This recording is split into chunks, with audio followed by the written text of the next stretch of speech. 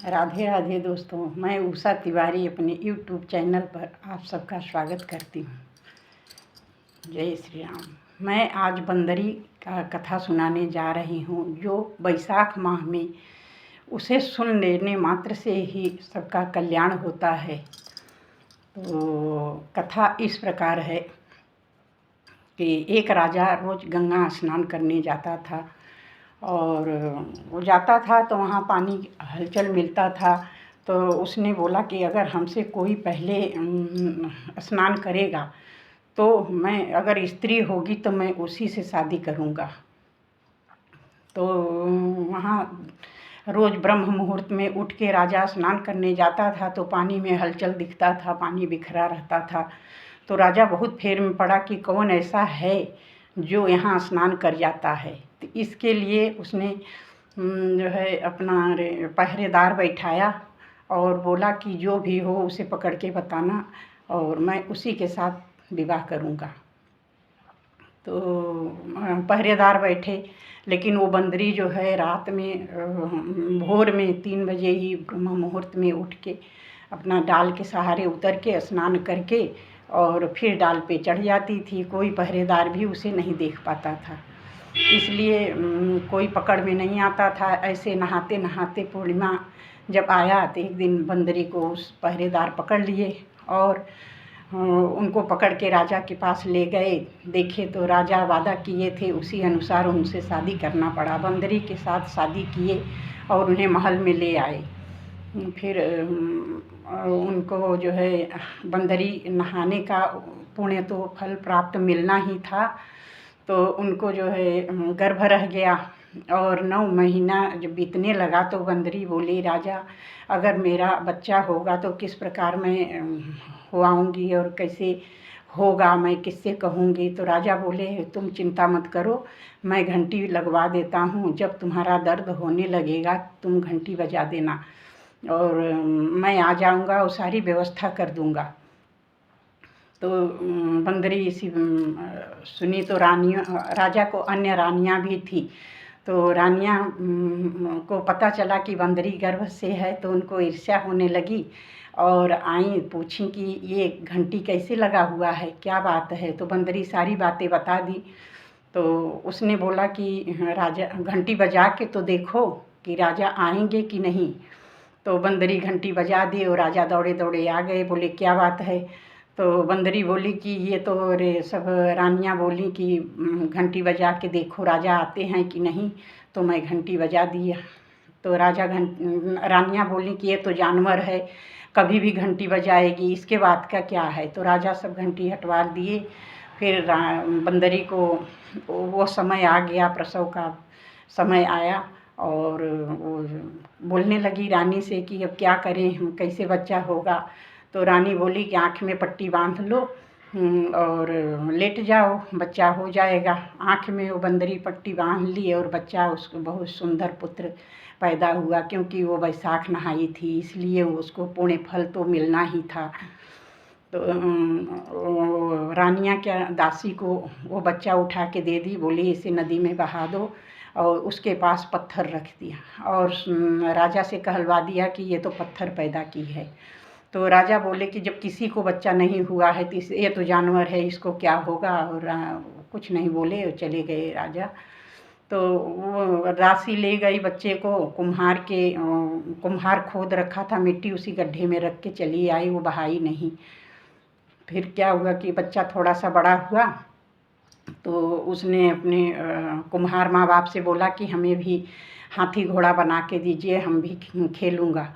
तो कुम्हार ने हाथी घोड़ा बना के उस बच्चे को दे दिए। वो आके कुआं के पास बैठ गया और वहाँ रानी की दासियाँ पानी भरने आई और वो बच्चा बोला, लाओ हमारा हाथी घोड़ा भी प्यासा है, इसे भी पानी पिलाओ। तो हंसने लगी, बोली कि कहीं हाँ मिट्टी के हाथी घोड़ा भी पानी पीते हैं।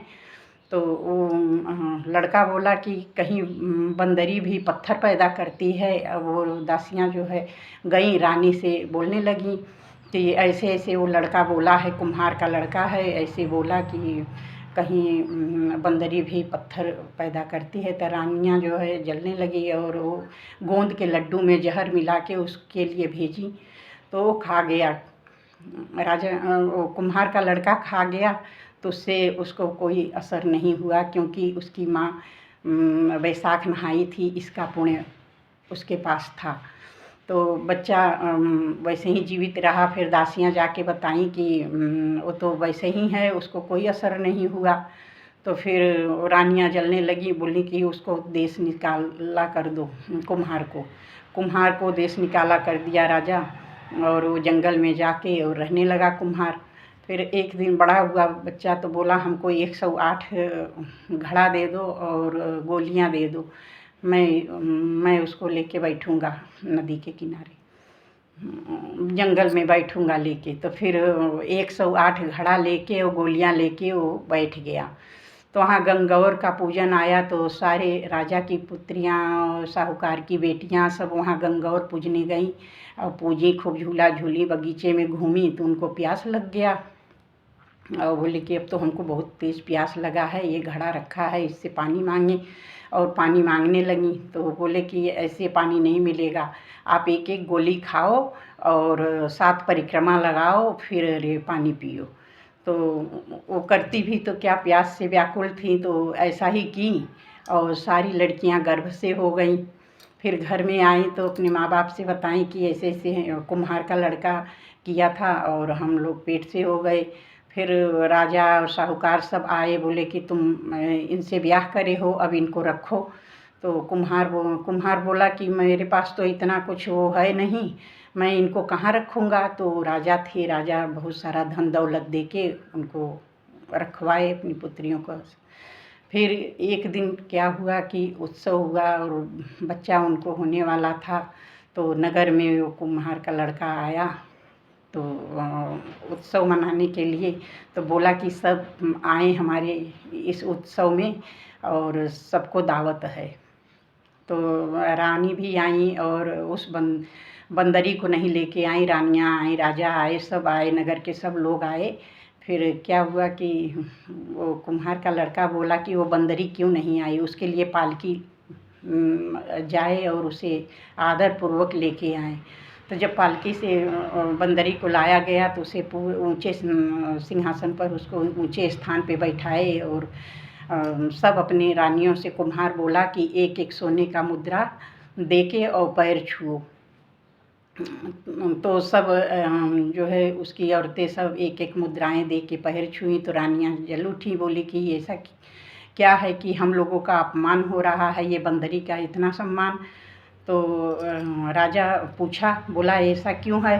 तो लड़का बोला कि ये हमारी माँ है, मैं इन्हीं के पेट से जन्मा हूँ। जब हम जन्म लिए थे तो ये रानियाँ जो है हमको नदी में बहाने के लिए इस दासी से बोले। दासी से पूछा गया तो बोली हाँ ये बात सही है। फिर राजा जो है रानियों को देश निकाला कर किया और फिर 108 रानियों को बहुओं और पोते सहित महल बनवा दिए। एक एक महल, 108 रानियों को महल राजा बनवाए और फिर उनमें रखे और बहुत बड़ा उत्सव हुआ। तो बैसाख नहाने का इतना बड़ा पुण्य है, ईश्वर जैसे उस राजा को उनके पुण्य का फल प्राप्त किए, उसी तरह जो भी सुने, जो भी स्नान करे बैसाख का महीना में, वो उनको सब उसी राजा की तरह ही पुण्य फल प्राप्त हो। बोलिए श्री कृष्ण की जय। राधे राधे दोस्तों। अगर ये कथा हमारे अच्छा लगे तो वीडियो अच्छा लगे तो सब्सक्राइब कीजिएगा, लाइक कीजिएगा। और दोस्तों इस कहानी को सुन लेने मात्र से ही सारी मनोकामना पूरी होती है। बैसाख महीना ऐसा महीना है जो विष्णु को अति प्रिय है। तो जो भी हमारी बहनें, बहू, बेटियां बैसाख स्नान करती हैं, ब्रह्म मुहूर्त में उठ के स्नान करें, ध्यान करें, पहले सूर्य भगवान को अर्घ्य दें, उसके बाद अपना विष्णु भगवान का पूजन पाठन करें। इससे उन्हें पुण्य फल की प्राप्ति होगी और जो बहनें इस कहानी को सुनेंगी उनका भी मनोरथ पूर्ण होगा। राधे राधे। जय श्री कृष्ण।